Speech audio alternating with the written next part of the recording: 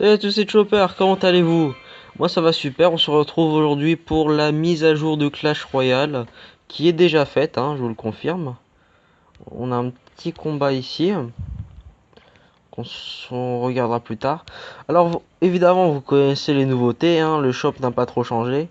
L'apparition de 4 nouvelles cartes, bon, j'en ai aucune. Et d'une nouvelle arène, l'arène Sommet Glacé avec les 3 nouvelles cartes. Qui est l'arène 8 qui est devenue l'arène 9. Et la dernière carte qui est ici en arène 6, qui est la bûche. Si on la voit bien en arrière-plan. Je n'avais même pas vu, la bûche est sur le design de l'arène 6. Bien fait. Et aussi vous avez maintenant les tournois qui s'organisent. Alors les tournois c'est vraiment exceptionnel, hein. Je vous le confirme. Les tournois, quelqu'un organise un tournoi 80 avec 80 joueurs. C'est possible d'être 80. Surtout que maintenant dans les tournois, on peut avoir des coffres. Et oui, hein, des coffres qui rapportent des millions, bah pas des millions, mais des milliers de cartes à l'avenir. Parce qu'il y en a qui organiseront des tournois où il y aura des coffres à gagner. Des coffres à 500, déjà à 30, à 60, à 100, à 300, à 500, à 1500, à 3000. Je crois, mais le plus gros coffre qui est le plus intéressant est à 15 000 cartes à l'intérieur. 15 000 cartes, je sais pas si vous vous rendez compte. On a eu la révélation que je n'ai pas mais que j'ai vu, que dans ce coffre à 15 000 cartes, il y aurait 500 épiques et qu'il y aurait 3000 rares. Voilà, et le reste serait en commune, ce qui est franchement pas mal, je vous l'avoue. Donc, vous pouvez voir, j'ai monté ma boule de feu niveau 6, j'en suis très fier. Je me suis fait un peu d'argent, je peux pas améliorer les archers. Ah, ça a changé l'interface pour améliorer, avec des gemmes. Et surtout, l'arrivée de nouvelles cartes que je vais voir en TV Royale, parce que oui, je sais, j'en ai pas. Ils sont vraiment exceptionnels. Goblinarium, hop là, on les a toutes ici, on a de la chance. Nous avons en premier l'Esprit de Glace, qui est la nouvelle carte commune, qui coûte que 1 d'élixir déjà. Il y en a qui pensent que c'est totalement puissant, 1 d'élixir, c'est encore moins que les esprits de feu normaux. Mais, les esprits de feu, il y en a 3. Du coup, il coûte un tout petit peu plus cher. Alors qu'esprit glace, c'est esprit, il n'y en a qu'un seul. Du coup, bah, un esprit de glace, c'est sûr, ça coûte que 1 d'élixir. C'est correct, mais surtout que ce truc gèle pendant 2 secondes. Alors, si vous voulez, c'est un zap en moins cher. Voilà. C'est un zap en moins cher qui fait plus de dégâts. Si vous l'avez, je vous le conseille. Il est plus utile que le zap, mais après, voilà, ça reste quand même préférence au niveau de la carte. Ensuite, on arrive au bûcheron, la nouvelle carte légendaire que je pense qui est ma carte préférée des nouvelles. Le bûcheron qui est une légendaire de 4 d'élixir, qui a niveau point de vie potable, dégâts ahurissants pour une petite carte comme ça. Effairage, ça il me semble, voilà. Alors, il abat les arbres le jour et poursuit la bûche la nuit. À sa mort, son flacon de rage se renverse partout. En gros, le bûcheron transporte un sort de rage qui, quand il va mourir, va laisser ce sort de rage qui est totalement normal, qui va durer 8 secondes. Alors, c'est un gros sort de rage, je vous le confirme. Et surtout que ce bûcheron fait mal de base. Un sort de rage pourrait aider ses coéquipiers qui est de type rapide. Et qui est au niveau vie, ça va encore. Bûcheron qui est une super carte que j'adore, hein, que j'aimerais bien avoir, mais que je ne peux pas avoir. La nouvelle légendaire aussi, la bûche de niveau 1. Alors la bûche qui coûte que 2 d'élixir, c'est un bon sort. Alors si vous voulez comparer à une autre carte, la bûche c'est des flèches qui touchent pas l'aérien, c'est tout. En gros la bûche, alors les flèches ça touche tout, la bûche ça touche que ce qui est au sol. Voilà. Donc la bûche, un flacon de rage renversé à champ. Ouais, un flacon de rage. Un tronc d'arbre innocent en la bûche, maintenant assoiffé de vengeance, ce monstre est cracheux sur son passage.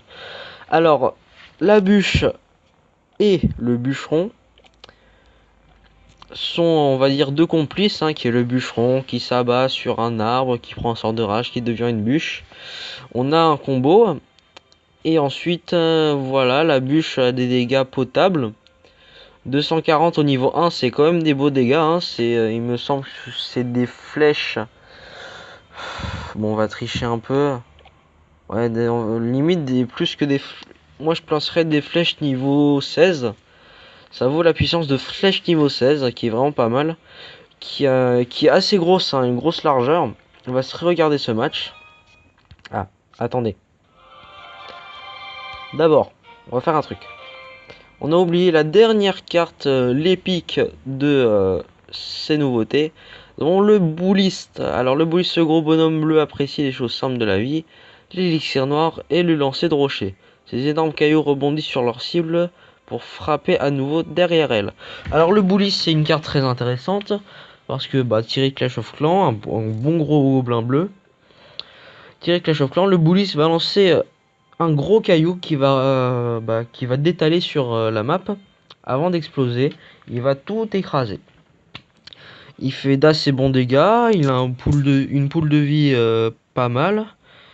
Et une vitesse de frappe correcte pour quelqu'un d'aussi imposant. Mais c'est le truc qui me gêne un peu. C'est le coup d'élixir. Voilà. C'est tout ce qui me gêne. Donc on va pas se regarder de vidéos parce que j'ai pas trop envie, j'aurai pas trop le temps. On va se regarder les nouveautés. On va donner quelques flèches, truc que j'ai énormément. Flèches que je ne joue plus. Là, il y a un dans le clan qui a eu la bûche. Alors n'hésitez pas à me dire quelle est votre carte préférée, hein, parmi les nouvelles. On va se regarder. Ah d'accord. Tout ça. Alors nouvel équilibrage. Armes et squelettes, nombre de squelettes passe de 20 à 21. Je vois pas en quoi ça peut servir, à part qu'il y ait un squelette en plus. Mais voilà, je vois pas à quoi ça sert. Fût à gobelin, coût en élixir réduit à 3 au lieu de 4. Ça c'est pas mal, du coup il coûte moins cher. Durée de déploiement des gobelins augmente de 0,2 secondes. Ça va parce qu'en fait ils avaient baissé le temps d'apparition, maintenant ils l'ont augmenté quand même avec le coup d'élixir. Et des dégâts d'impact supprimés, ça veut dire que si vous avez une tour à 2 PV et que vous avez rien à part un feu à gobelin, l'impact quand il explosera ne tuera pas, il faut que les gobelins touchent la tour. Ensuite le squelette géant, dégâts augmentés de 20% sans effet sur les dégâts mortels, c'est dommage. Parce que le grand atout du squelette géant c'est quand même sa grosse bombe. Mais sinon squelette géant je suis assez content pour lui, mais je ne le joue pas et je ne l'ai toujours pas. Prince ténébreux, dégâts augmentés de 8%, il en avait besoin. Parce que le prince ténébreux, regardez un prince normal au niveau 8, il peut faire en chargeant 900 dégâts. 900 points de dégâts. Alors que le prince ténébreux en chargeant en fait à peine 300. Du coup c'est médiocre. Parce que heureusement, avec ses dégâts de zone, parce que s'il faisait même dégâts que le prince, et qu'il a un bouclier, le prince ténébreux, il one-shot les 4 barbares en même temps. Du coup ce qui est totalement puissant. Bombardier dégâts augmentés de 9%. Ils font que de l'augmenter le bombardier. Hein. Ils ont déjà augmenté de 10% avant et 13% encore avant. Il commence à être puissant celui-là. Sorcier, vitesse d'attaque accélérée de 0,1 seconde. C'est pas énorme mais ça peut servir, on sait jamais. Tour de l'enfer, point de vie augmenté de 6%. C'est vraiment pas mal. La tour de l'enfer je la joue. Mais c'est vrai qu'elle coûte un peu cher. Faudra peut-être qu'il la baisse à 4 un jour. Mais voilà, c'est mon avis. Extracteur d'élixir désormais sujet aux effets de ralentissement et d'accélération. Il y avait déjà l'accélération. Le sort de rage ça allait depuis longtemps. Tout ce qui est handicapant, maintenant l'extracteur le subit, ça je ne savais pas. Pierre tombale, point de vie augmenté de 9%, c'est pas utile. Il devrait, je sais pas, peut-être augmenter la vitesse de spawn des squelettes, parce que point de vie, pierre tombale c'est moyen. Tour à bombe, point de vue augmenté de 6%. Pour une fois, il réaugmente la tour à bombe. J'ai envie de dire. Il est content de sa bûche. J'ai envie de dire, les points de vie, c'était pas indispensable. Mais c'est vrai que la tour à bombe a été nerfée beaucoup de fois, je vous l'avoue. Mais là, bah déjà que je la joue pas, mais il y en a qui l'aiment bien, moi je l'aime pas trop. Mais sinon, ça va. Donc je me suis fait toujours le même deck, hein, deck boule de feu, cochon, chevalier. Je vais ne pas faire de game maintenant parce que j'ai envie de stagner un petit peu. Surtout que maintenant que si je monte encore l'arène jusqu'à l'arène des ouvriers, ce qui peut assez vite arriver.